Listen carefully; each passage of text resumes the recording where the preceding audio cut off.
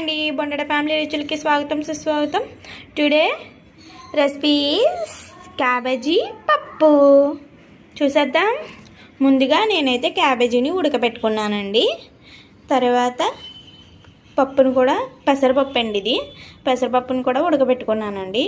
అలాగే దీనికి కావాల్సిన ఇంగ్రీడియంట్స్ పచ్చిమిర్చి, అలాగే ఎల్లుల్లిపాయలు, కరివేపాకండి, నూనె పెట్టుకున్నానండి. మినపప్పు, ఆవాలు, జీలకర్ర వేసానండి. వెల్లుల్లిపాయలు అయితే వేసానండి. కొద్దిగా అవి ఎర్రగా వచ్చేదాకా వేయించుకోవాలండి.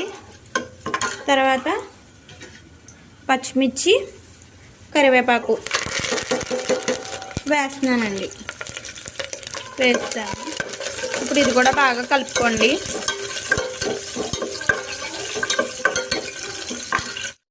ఇందాడ పెసరపప్పును అయితే ఉడికించుకున్నాం కదండి, అదైతే ఇందులోకి వేసేసానండి. క్యాబేజీ కూడా వేసేసుకొని రెండు మిక్స్ చేసేయడమేనండి. ఇందులోకి రుచికి సరిపడినంత సాల్ట్ని అయితే వేస్తున్నానండి. మీకు టేస్ట్కి తగ్గట్టు వేసుకోండి.